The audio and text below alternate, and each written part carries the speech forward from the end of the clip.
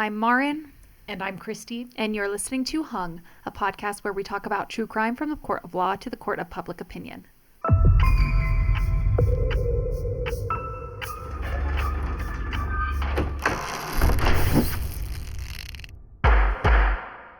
Getting it down. You're a pro. Yeah. Okay, so final episode of Meggan Sundwall. Finally. Yeah, I know. Yeah, if you haven't listened to the previous parts, this is the final part where we will learn the verdict and all the outside information. So you've been warned now if you don't want a spoiler. That's right. Okay, give me the spoiler now. I need to be spoiled. I know. It's time for you. So as far as the charge of aggravated murder, Meggan was found not guilty. Then the charge of manslaughter, Meggan was found guilty. And, of course, obstruction of justice, Meggan was found guilty. Yeah. So I'll admit on this one, I was trying so hard not to see the verdict before we recorded. And I was doing so well. And then a former coworker texted me a screenshot of the verdict and said, "Oh my gosh, were you there?" And I was like, "Oh, I could kill you right now." Oh, wait. Yeah, no, I couldn't. I wouldn't do that. No. Not unless you put me on your life insurance. No. That's right. No, so, right. I mean, understandably so, because this is a very unique case where you knew Meggan, worked with her in healthcare. Right. And I don't know, but I guess I would assume this person also worked with Meggan, so. Correct. So it makes sense why she would. Yeah. So reach out about it. Okay, well, now I know. I mean, I didn't look into it any more than that. And at the time, that is what I had concluded for myself. And it wasn't until talking it through with you that I kind of changed and said, I don't know, I think they did prove the case for aggravated murder. As much as I personally, knowing her, wouldn't want to go to that, right? Because I don't think she's a bad person. Therefore, I shouldn't find her guilty of aggravated murder. So let's go with manslaughter. But I feel like that's more my bias kicking in than it is if you a careful reading of the law. Yeah, I think that's just an example of why you wouldn't be allowed to be a juror or anyone that knew her, because it does complicate things. Yeah. And we kind of talked about earlier that, okay, they had a discussion outside of the presence of the jury where in the opening statements, the defense made a statement that the state would have to prove that Casey didn't commit suicide. And then sidebar, they kind of say, well, that's not true. And the judge says, yeah, I agree, that's not true. He makes a statement that just says, listen to the jury instructions later on, basically. What the attorneys say in opening statements is not the law. Mm-hmm. You know, right. Listen to the law that I'm going to tell you at the very end. But he doesn't ever correct specifically. That's true. That they don't have to prove that Casey definitely for sure did not commit suicide. Right. Right. So if they're still under that impression, that makes a difference. Yeah. Now, and I don't think the prosecutor did say in her closing statement. Well, in the opening statement, the defense attorney said that in order to prove Meggan guilty, you have to prove that Casey didn't commit suicide. That's not actually true. I don't recall her saying that specifically to the jury to clarify that. And I also feel like, I don't know if that's really just too late by that time, but maybe not. I don't know. Yeah, I don't know. And the lack of physical evidence, I can understand why there'd be like, well, there may be reasonable doubt as far as who actually did what. We don't know. I don't know if any jurors have spoken out, because I do wonder if it's just kind of like, well, we don't know for sure if she really was suicidal, but if Meggan just believes she was suicidal, maybe that's enough. And there was conversation about it as if she was. And so we can easily conclude that. Right. So they did deliberate for 10 hours over the course of 2 days. So they were kind of handed off the jury instructions and allowed to start their deliberations on Monday afternoon. And then they came back with their verdict at 5 p.m. on Tuesday. So obviously now I think they were pretty conclusive on the obstruction of justice charge. But we can infer from taking that long is that they did go back and forth and struggle with the aggravated murder over manslaughter. Over not guilty at all. I guess my assumption is they're going between those two, but maybe they were going between manslaughter and nothing. I mean, it does show they were weighing it out, right? They took a lot of time discussing Definitely. it. Well, or they read 28,880 text messages and it took them 2 days, you know. Right. I looked to see if they'd asked for any clarification or further information during their deliberations, and that has not been released. And no one has done any sort of interviews after the fact. So it's hard to know what really went on there. If I had to assume, just based on what was presented in court, I'd think the not guilty would be really far out of the realm of possibility. So my assumption would be between the two charges, but that's, obviously not confirmed. So sentencing, I believe, is going to happen May 4th. So yeah, it's actually my sister's birthday is why I know that. And Star Wars Day. May the 4th be with you. Oh, yeah. If the 4th is with her, maybe she'll get released on time served. Yes, so the possible sentence range that she could have could be anywhere from 1 year minimum, which she could be released on time served, or the maximum would be 15 years. Yeah, I'm really curious where the judge comes down on this based on what he's heard in trial, whether he leans more towards the longer end or the shorter end. Because yeah, it's actually interesting. You never really think that much about the composition of the court and who decides what and what. But the jury doesn't decide the sentencing. They decide the verdict, and then the judge, because you're the judge isn't just there moderating, basically. Right. The judge is listening to everything, and then based on the verdict, they're in charge of the sentencing, which is interesting. I didn't know that necessarily before. Right. Well, and they make the point of saying in the jury instructions, if anything that the judge did gave you the impression that they lean more towards one verdict or another, that you should ignore that. They're impartial. They have no... But then I'm like, well, you're not impartial, because when you come to the sentencing, and maybe it's saying, well, if the jury finds you guilty based on that perspective, then I'm going to say, this is a heinous crime. You did this and that and that. But would they be... when did they form that opinion?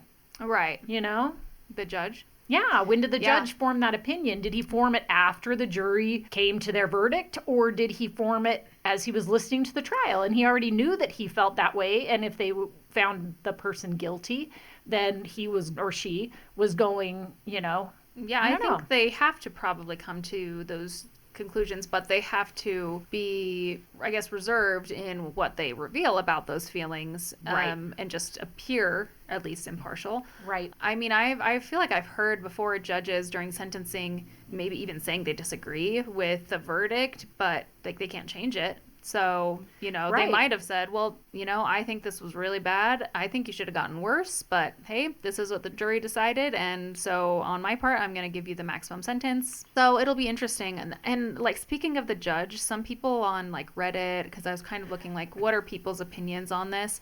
And I actually found quite a few people who had been watching the trial who didn't really like the judge. They felt like he just kind of wanted to get through it, especially in regards to not wanting to extend the trial at all and just come on, let's just finish it. Yeah. Kind of thing. And I wondered if you had any thoughts about him or that. I mean, I can understand why someone might read it that way. My opinion about it is, in advance, the attorneys meet with the judge and they do a scheduling conference, and they say, okay, I've got these witnesses. This is how many days I think it's going to take. Okay, I have these witnesses. I want to reserve this many days. So they commit to a length of the trial. And when they send out the jury questionnaires, they list okay, these dates to these dates that you need to be available. Well, if Mr. Defense Attorney gets flamboyant and goes off, and the questioning takes way longer because he's trying to pulpit thump and try and get witnesses to say what he wants them to say, and they're not doing it, and so it goes longer than anticipated. He's like, no, we're not going to do that. You have got to stick to your schedule. This is what you committed to. The jury has only agreed to be available until the end of Tuesday. Right. And we cannot push it past that. Now, if they still need more deliberation time, they can deliberate past Tuesday. but I'm not giving them this case Tuesday afternoon and put this pressure on them. The attorneys had committed to a schedule, and then they were not keeping up on that. Sure. Yeah, that totally makes sense. Let me back up about one of my opinions of the judge. Okay. I did think, I don't know, I feel like there's a very Utah flavor to this court. I didn't feel like the defense attorney had a Mormon background. Okay. I felt like his vocabulary and stuff didn't fit with someone who grew up LDS. I could be totally wrong, which I think is what led to the unholy pact thing. I'm like, did you grow up Catholic? That sounds more Catholic to me. But like the forensic psychologist, 100% Mormon. Very much the Mormon voice, the Mormon demeanor, the smiling, very overly accommodating, pleasant, which is very Mormon trait, right? Right. And this isn't to say good or bad or whatever, but it is very specific. And I feel like the judge, bishop, he totally gave the bishop vibe. The most important thing to him, he would say, okay, so the one thing that I ask is that you keep that microphone right in front of you so that we can make a good record and everybody can hear. Okay, I'm like, every single person he would say that, I'm like, okay, is that really your biggest issue? People don't stay in front of the microphone? I don't know. It was just weird, and the tone that he said it in and very congenial. I don't know. It was just very Mormon bishop or stake president sounding to me. Right. Interesting. Yeah. I mean, I could see that. We were in Utah County of all places. Oh, yeah. So. Anyway, okay. So as far as like the public opinion it goes, besides their opinions on the judge, most of them, I feel, also believed that it was murder. Okay. I don't think that any of them really bought the manslaughter idea. The public went for murder, not manslaughter. And, there's lots of people, I'm a nurse, she definitely should have, blah, blah, blah, and, all of this. Now, public opinion, we don't have to listen to jury instruction. We don't know the nuanced differences between different charges. So you just hear manslaughter. What? No way. That was murder. And people hear manslaughter and they think it was an accident. Right. That's what most people think. When I think of manslaughter, I think of I accidentally killed somebody in a car accident. Yeah. Right. And that's not the actual legal definition of manslaughter, at least in Utah. That would be involuntary manslaughter. True. Which this is just manslaughter, which that's implied is voluntary manslaughter instead of involuntary. But that's like not what people think of. Sure. Yeah. There was one person in particular that was very vocal on the not guilty side of things. Don't I know it?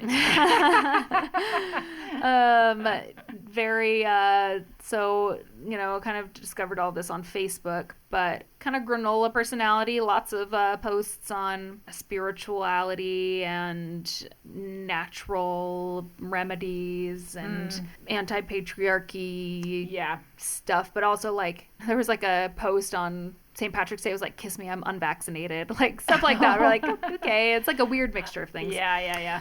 But most interestingly is a longtime friend of Casey, which is such a weird thing to me that she is Casey's friend, knows Casey very well, and is firmly on the side of Meggan being not guilty. But she doesn't know Meggan. She knows Casey, and she was just so strongly on the Meggan is being wrongfully accused for just helping. Yeah. She's like, Casey was sick and sad. She wanted to die. Meggan helped her, and Meggan is suffering. Helped her.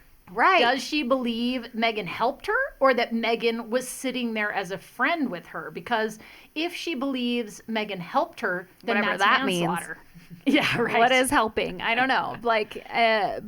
She herself is saying manslaughter. In that statement, she's agreeing with manslaughter. Right. True. The definition of manslaughter. I don't think she thinks she's agreeing with manslaughter. She was very much, she should be home with her babies right now, her baby. But I don't know. I would be curious to hear about her psychology because there was a lot of stuff there. But Some things that she wrote, she mentioned multiple times. Like, she was like, oh, this didn't make it into court. But you said she wasn't there every day, or she talked to you and said she wasn't able to be there every day. Right. Also. She wasn't there the first week of trial. So she missed Mark, she missed the parents, she missed the medical examiner, she missed Kylie, she missed her surgeon.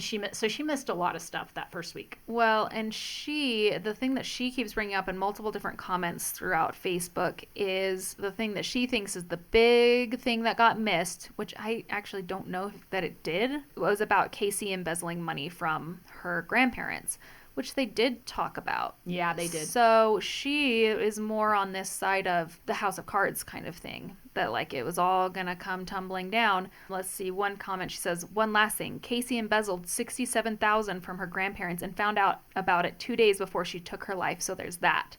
Another comment. Casey had embezzled over $67,000 from her grandparents that she lived with.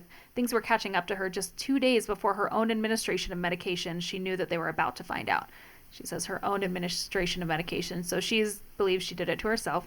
Again, she embezzled $67,000 of her grandparents' money, and just days before she chose to do this to herself, her aunt and uncle found out it was missing. Just a matter of time before they figured it was her. So that's like her big thing, is like she believed it was all kind of catching up to her kind of thing, which then the psychologist is kind of like, that isn't really part of her psychology. Right. And Mark had only found $1,700 that he saw was missing, not $67,000. Right. So she's now with wrong. An investigation, they would have found out about $67,000, right? Right. But as far as what they were talking about and what they were aware of that Casey may have overheard was less than $2,000. So is that enough pressure? Mm-hmm. But I think then you have to go, okay, well, what does the expert say? And this is the defense's own expert. He says she's not thinking about tomorrow. Mm-hmm. She's only thinking about the now. She's thinking about today. So that doesn't fit with his assessment of her. Right. Exactly. Yeah, and she even posted, like, I feel like she felt like she had some weird spiritual connection to Meggan, it felt like.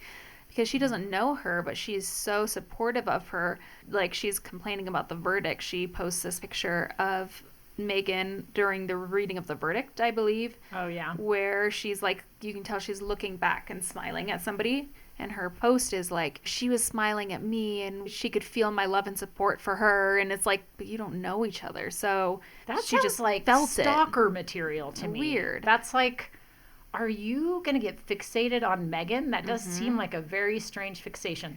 I rode in the elevator with her on the final day, and it was me and her and Meggan's dad in the elevator together. And she was talking to Meggan's dad and said, so is that it? Are there any more witnesses?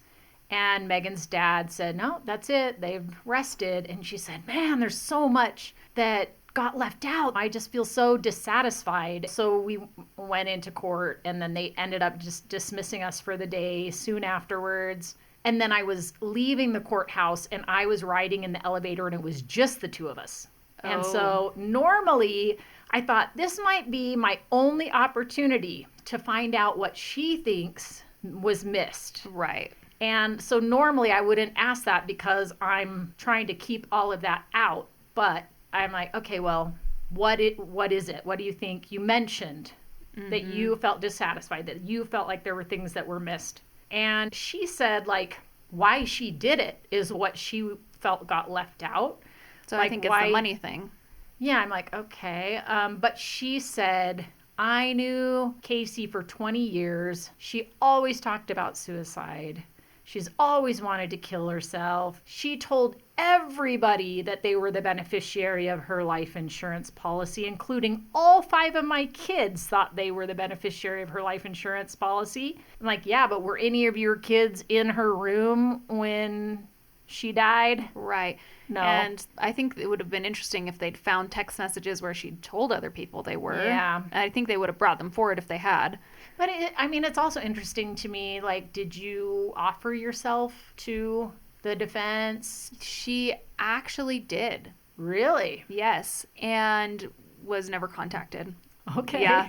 They're like, you crazy. Yeah, right. Yeah. Interestingly enough, she also posted this like AI generated image of Meggan and Casey crying together that has this quote on it. Not a quote, but like these words on it. "I wanted out of this world. The choice was mine. You were the bravest and most desperate for such a task." Also most desperate. She was desperate. Yeah, but like it's weird. It's really strange.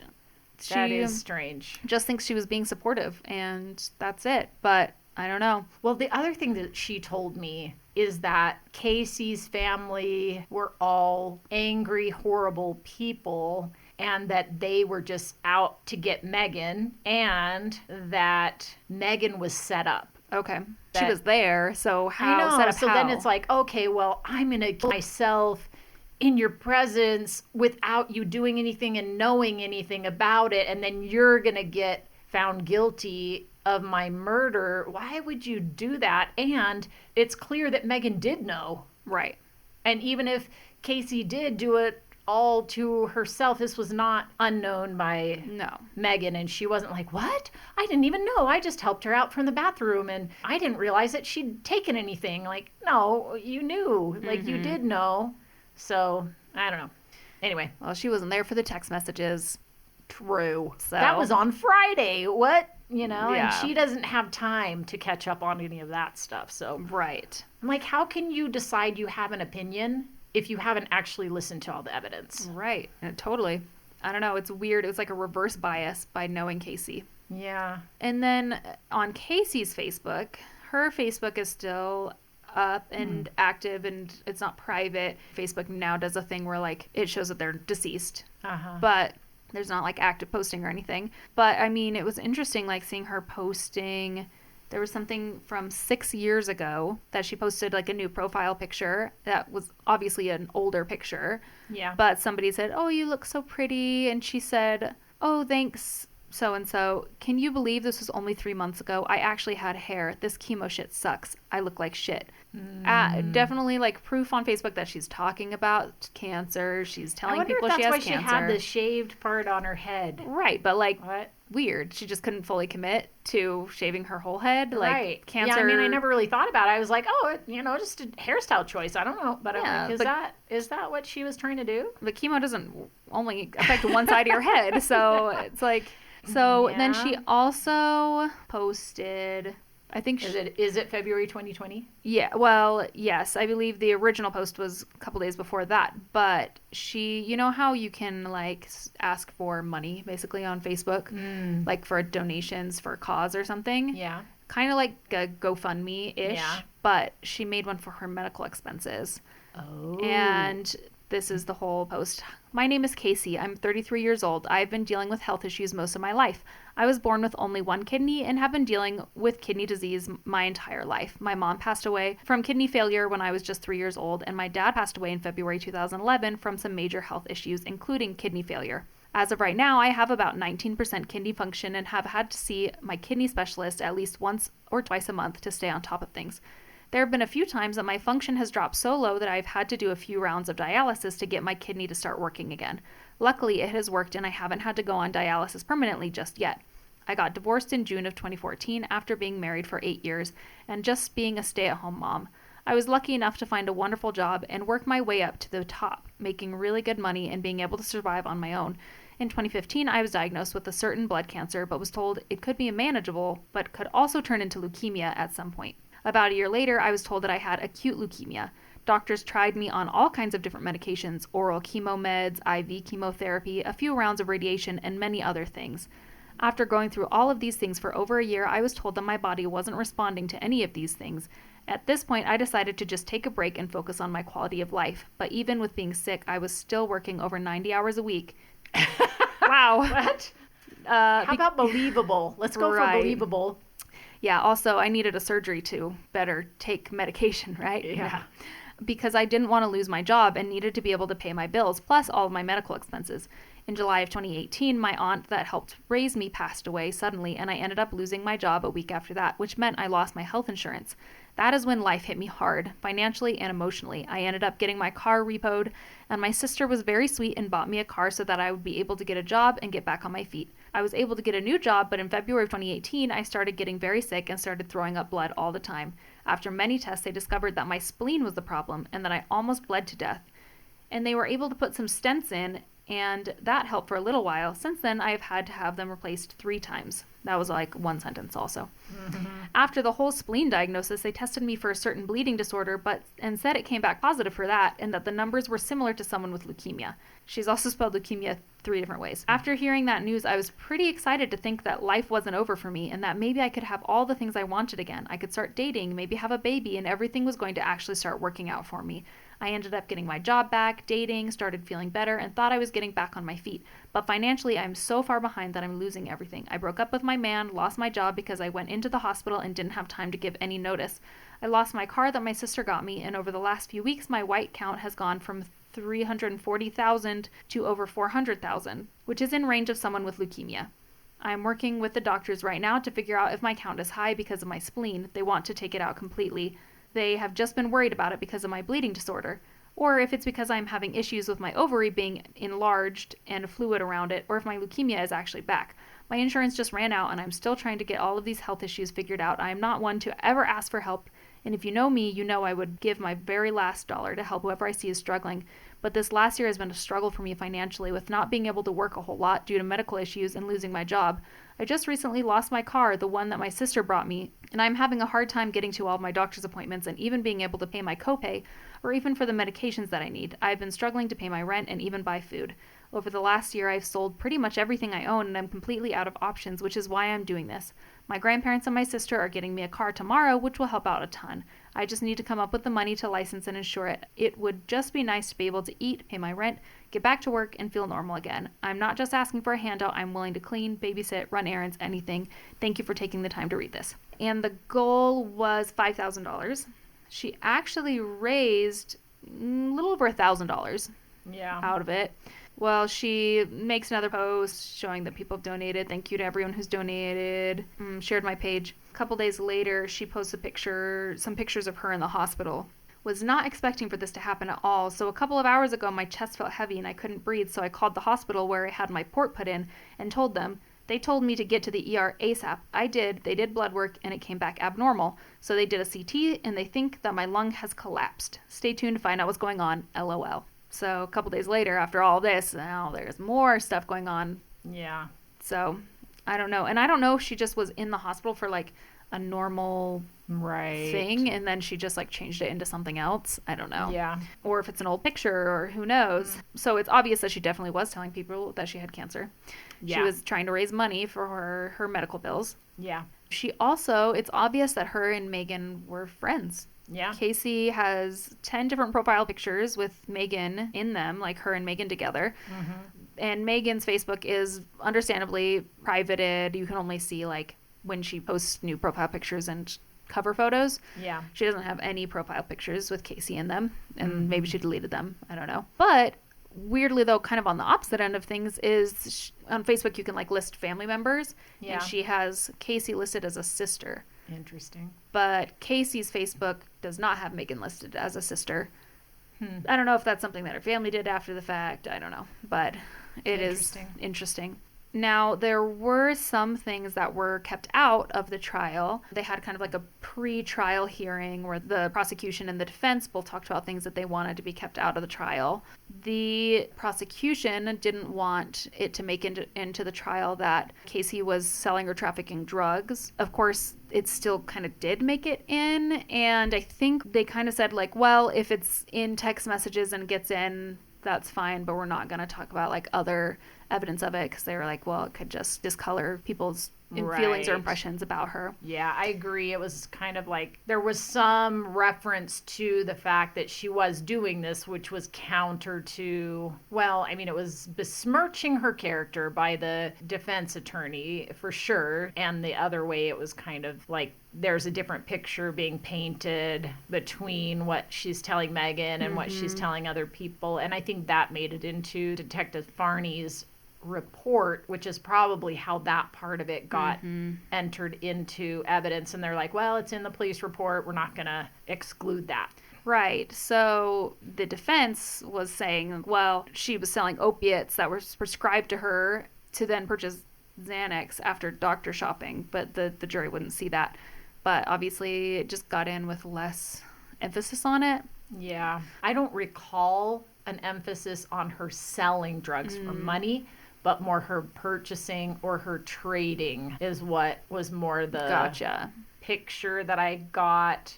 So they didn't bring in that she maybe was selling opiates. No, they didn't bring that in, that I, at least not that stood out to me. They may have mentioned it slightly, but they didn't really focus on that. Her use of drugs and abuse of drugs, that did make it in, and the defense attorney wanted to emphasize the fact that that had ramped up in the last bit of her life, but that's also when she had her knee surgery and getting opiates and stuff. Yeah, I mean, they did enter in like oh gosh, all of a sudden I'm forgetting what it is. There's a list that shows what physicians have prescribed controlled substances to different patients, that you can look that up. And so they entered in that report that showed what controlled substances Casey got from which doctors and on what dates. But it did seem like it was more regular type of pills. And then towards the end, there was her regular prescription that she had for chronic pain. And then there was an additional amount that the surgeon had prescribed to her that was intended to be taken on top of what she was already taken. Okay. But yeah, so gotcha. I didn't really talk about that. Now, something that the defense did not want entered in, but the prosecution did, was some additional information about Meggan losing her job. So she lost her job due to time card fraud. And the defense argued that it would be kind of a smear campaign, basically. Well, how about fraud for fraud? Fraud for Casey, fraud for Meggan. You know, like each of them gets one count of fraud thrown in. Well, I think the thought being, in the prosecution said, well, no, even the reason for her losing her job should be included, not to show that she's a bad person, but to show that desperation kind of ramping up, that not only did she lose her job, but she lost her job because she was committing fraud to get more money. Right. She was staying clocked in when she wasn't working, things like that. Yeah, right. I can see that. That's saying like, okay, well, why would somebody do that? Well, it's because they're under financial pressure, and so they're fudging things to be able to get paid a little bit more so that they can cover their expenses that maybe they're struggling. Right. And I think that it's still in favor of their theory that the fact that she was let go suddenly obviously was still like, oh my gosh, I'm already struggling, and now I'm struggling even more because I was let go. But the reason that she was let go even was proof of her desperation before the fact. But the judge decided that they could only include that she had been let go from her job and not the reason behind it. Right. And they did change the wording in the text messages that were shown in court that had a bracket and lost in that instead of like probably fired. You know, which I'm like, well, I think you can. If you lost your job, you were fired. Right. Let go. Yeah. Well, and I think though it's like, okay, there are reasons that people lose their jobs. You know, we're downsizing. We don't have enough patients anymore. Whatever. But saying that you're fired, versus like being laid off. Right, which is more for cause, is the impression that getting fired gives, versus losing your job. There can be all sorts of reasons that have nothing to do with you. Totally. Yeah. I can understand both sides of it. I don't think that it made a huge difference either way. Yeah, I mean, honestly, I do see how it might contribute to the idea of the financial pressures. And I also feel like, yeah, but is it that additive? I don't think so. And I do agree that just appearing to kind of smear Meggan's character in that way could be seen as prejudicial when, but I do think the prosecution does have an argument saying, well, we're not trying to smear her name. We're just trying to show that she was under pressure. And so she was acting in unethical or uncharacteristic ways as a result of that pressure. Right. Which exactly what I was thinking is like, well, she was doing something wrong or because of her financial pressure, and so therefore was doing something else even worse because of that. Which you would say, okay, well, she probably would not have done that had she not been under financial pressure as far as the time card fraud. Yeah, definitely. And then because I don't know if we talked about it, but the defense very much wanted to bring out, well, did you actually request her bank statements? Did you check to see that she was really under financial pressure? Or is this, you're just assuming that because she says she's stressed about money? I'm sorry, but this is an inference that you can easily make, unlike some of the inferences he wanted people to make. I know. Like, well, she's saying it. Why? What do you mean?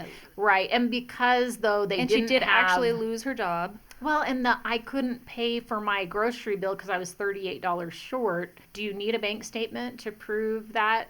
Or are you saying that she was lying to Casey about being under financial strain? So, because they didn't have the actual bank statements, then, like, how do you know that she really was under financial strain? But that's worse because then she's, like, letting Casey talk about how if I could just die, you'd get money. And she just wants the money even though she's not under financial distress. Yeah. I'm like, doesn't make sense. Yeah.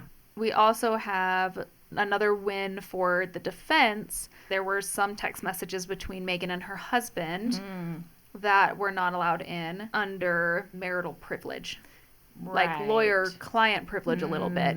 I wonder then if that's why he didn't get called at all, is because anything that she shared with him falls under that category. Right. And they went back and forth a little bit like, well, there is precedence for sharing it if the text messages talked about like planning or them helping in any way or things like that. Them or Meggan specifically, does it say? Like either of them together. Yeah. Like, so do you have the content of what those were? Yeah. Interesting. And then, of course, the prosecution is trying to argue, well, but I think that this does show this, and the state's saying it doesn't, and they obviously decided that it was covered under the marital privilege. The text messages, there were 3 of them. One said, I think Casey is going to outlive me, and we're going to be stuck in our situation forever. Yikes. Yeah. Oh, that's ugly. Another one, counting on the thing with Casey to be true to bail us out. Oof. And the last one, unless Casey passes and she really does leave me the money.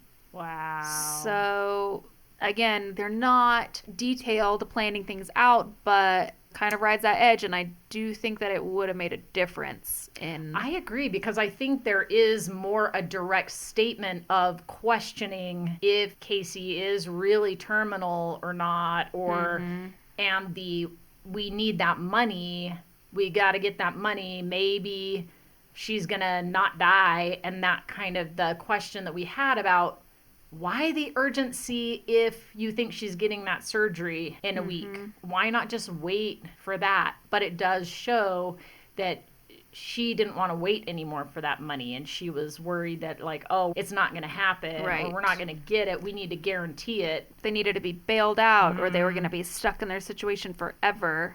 It's interesting, though, that she's talking about it when she also is saying to Casey, I don't think Mitch and I are going to stay together. But then she's also talking to Mitch about, like, hey, we're coming into some money. Right. So that's interesting. Yeah. She needs to get divorced before she gets the money, though, or else he also gets the money and they have to split it. Right. Actually, I don't know how that works with if she's the beneficiary. Does she have to split it or not if they do get divorced? I don't know. Yeah, probably not. But it might change things with child support if she has all this money. But that was pretty damning for me. Like, that first one especially, like, I think Casey's going to outlive me and we're going to be stuck forever. Like, yeah, I mean, I would say that could have influenced the jury to go up from manslaughter, because I think there is this, like, yeah, but I think she's just trying to help a friend. That you could, like, well, I want to believe that she's just trying to help a friend because of these text messages. I also, like, can't go with the idea that she wasn't helping her friend, but this does push it more towards, I need this to happen. And so whether Casey wanted it or not, maybe she was going to make sure it happened. And I don't know. Yeah, and that's all the info that I have as far as things that were left out of court. And then I just want to end with some information from Casey's obituary, some information about her. So Casey Lynn Terry was reunited with her father in heaven, parents, and many loved ones on Thursday, August 15th, 2024. She was born May 30th, 1986, to Michelle Farnsworth Terry and Ronald Kyle Terry. Casey grew up in Alpine, attending Alpine Elementary, Mountain Ridge Junior High, and Lone Peak High School. Casey was a social butterfly and made many friends during those years, including her best friend Michelle. Oh, there you go, name dropped. And many others she stayed close with until she passed. Casey enjoyed being in the outdoors, hunting, camping, and especially the sand dunes. Casey's wish in life more than anything was to be a mom. She loved babysitting and couldn't wait to have her own family. Although Casey was never able to have children of her own, she filled the role of mom to many kids. Casey found great joy in helping people. She was introduced to a company called Chrysalis, where she got a job helping disabled adults, and often said it didn't feel like she was working because she just loved everyone she was with. Over the past few years, Casey's health started to decline more and more. She was unable to work like she had in the past, but she was able to find great comfort from the companionship of her dog, Bella. Casey was preceded in death by her parents, Kyle and Michelle Terry, Aunt Kate, Uncle Kyle, cousins Abby and Brandon, along with many other family and friends. She is survived by her older sister, Kylie Terry Clark, and her children and grandparents, Newell and Pat Farnsworth, and many aunts, uncles, and cousins.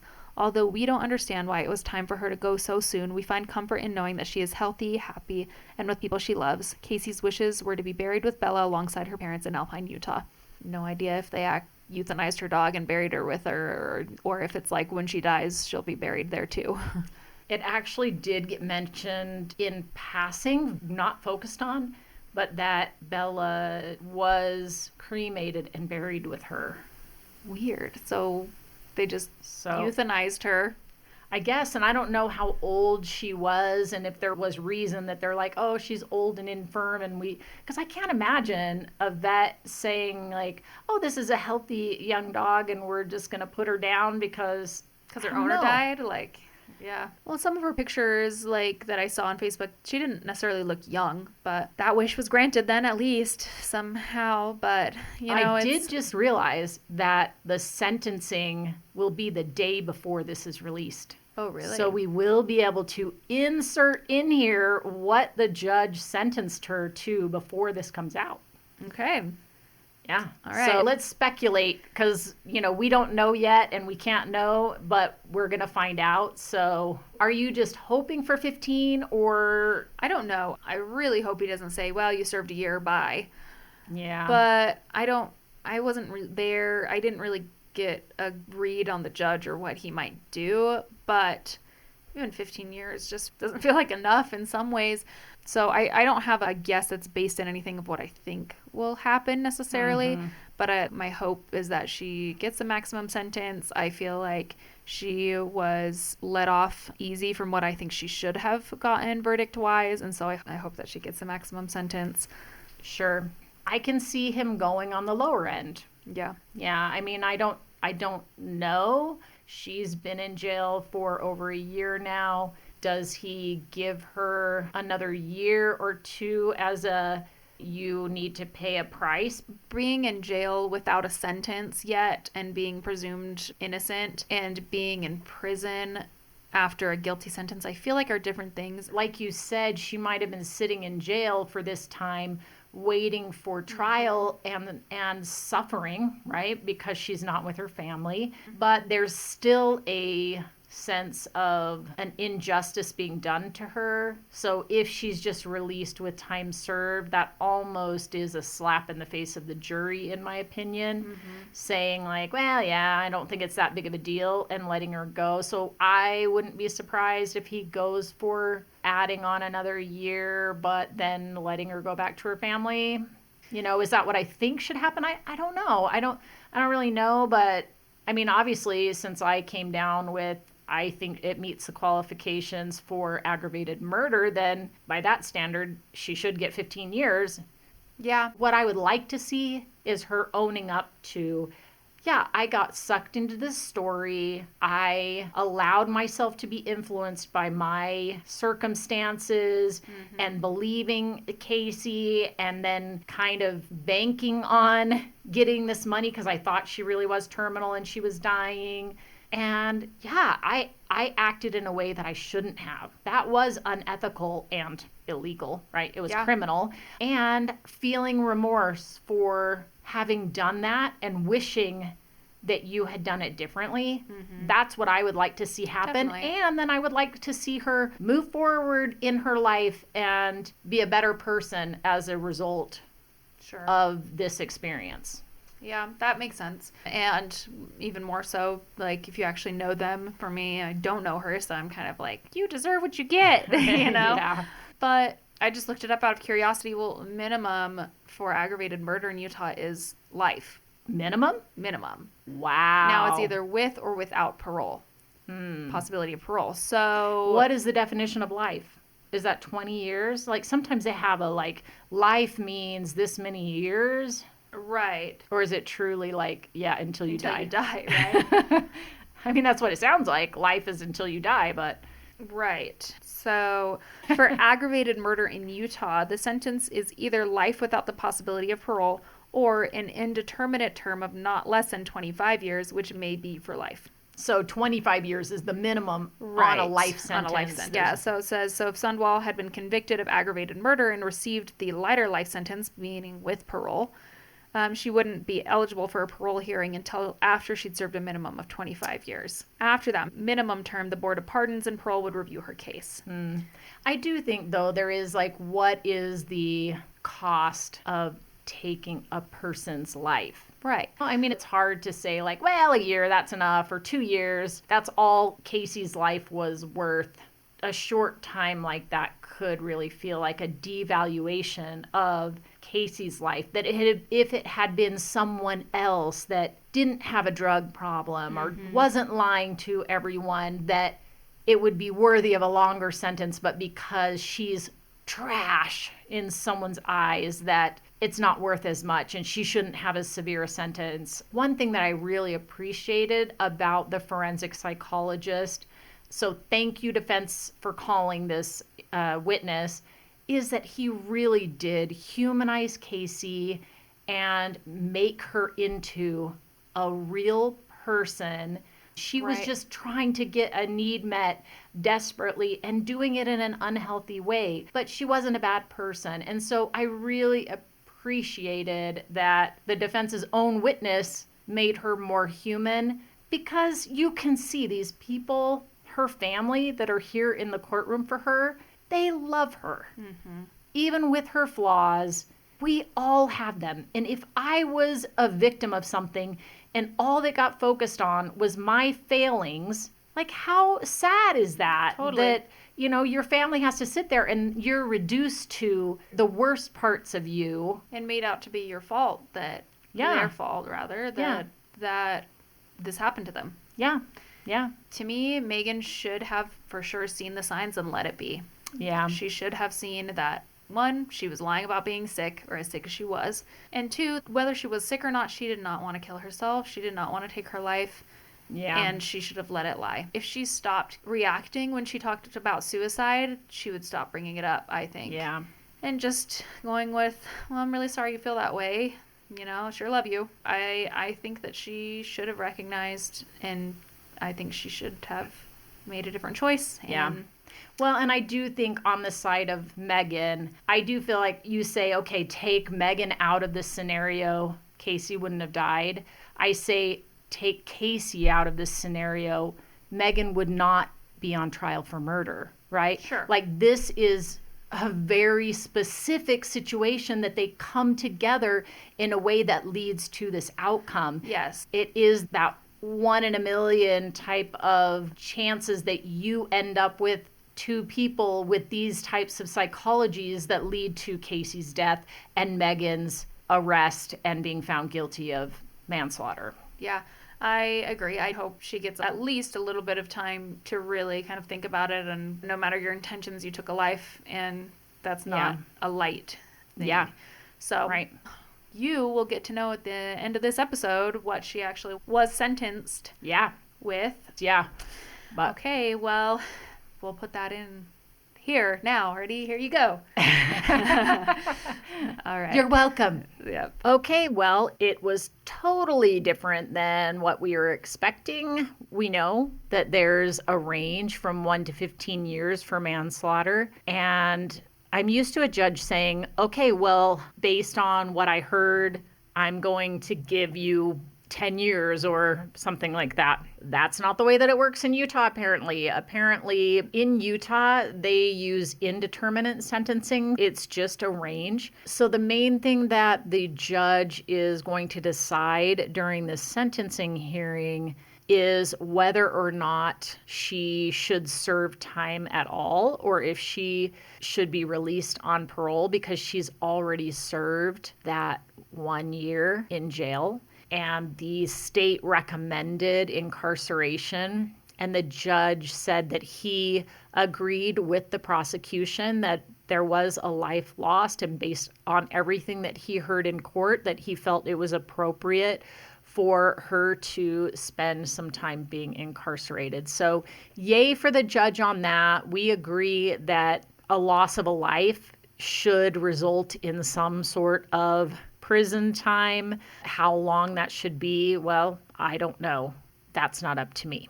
Ultimately, it's up to the Board of Pardons and Parole how long Meggan spends in prison. I guess that's always true that the judge gives the sentence, but ultimately the parole board decides when somebody is eligible for parole. I mean, it's hard. Like, we don't really know how long she is going to serve in prison. One of the things that the judge said, which I'm not sure that I understood him accurately. He said something along the lines of, the only thing that I can do is recommend the maximum, and it's up to the board how much time you actually serve. So I didn't know if he was saying he was recommending the maximum sentence in her case. When I read this booklet for inmates about how the Board of Pardons and Parole works, they do say that you start with the maximum sentence, that's the assumed time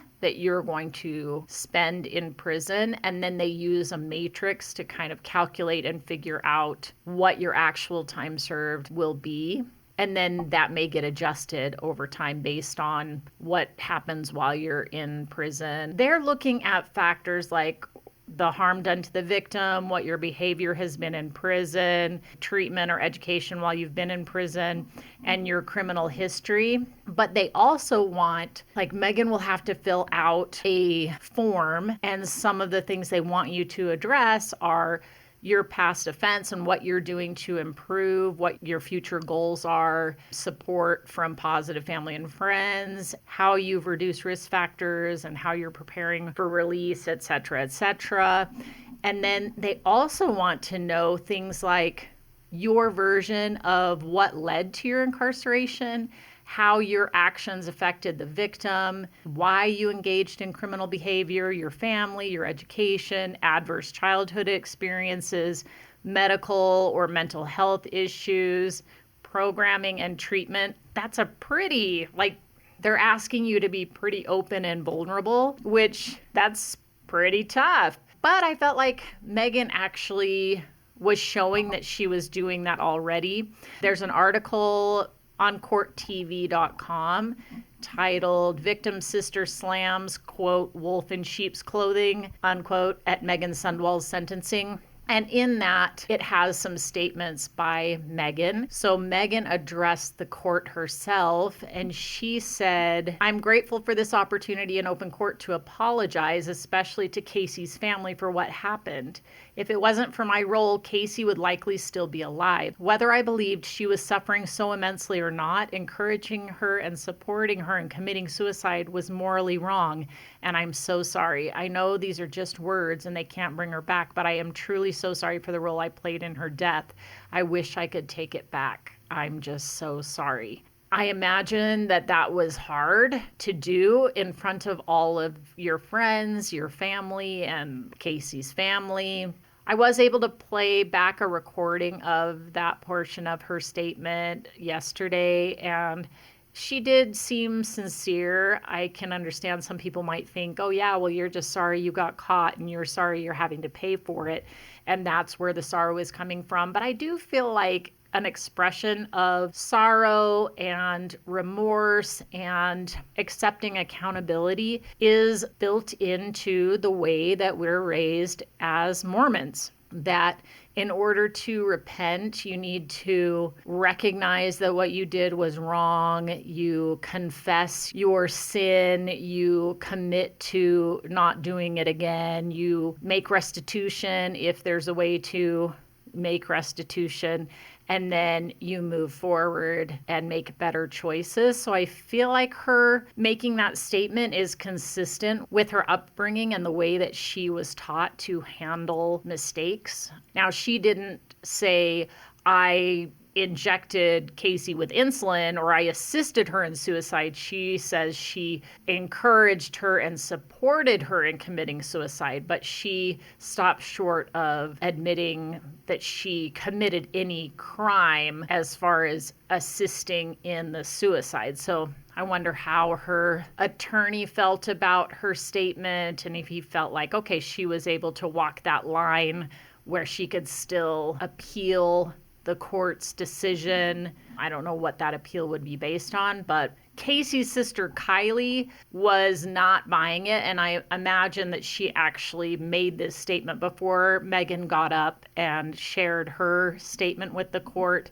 But Kylie said, Meggan is a wolf in sheep's clothing. She's evil, deceiving, manipulative, and controlling.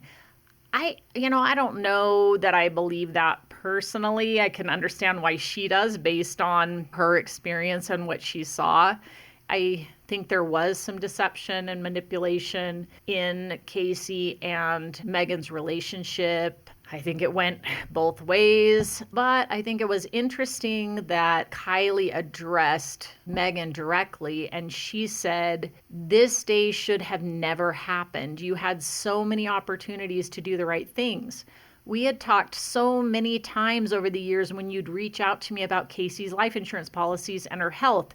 And I told you she was not telling you the truth, but your greed got the better of you and you chose not to listen. So it does sound like this whole splitting thing that the forensic psychologist brought up and this trying to keep people away from each other, that didn't actually happen, that Meggan was in contact with Kylie, and she was asking these questions and telling her some of the things that Casey was telling her, and Kylie was telling her, hey, those things are not true.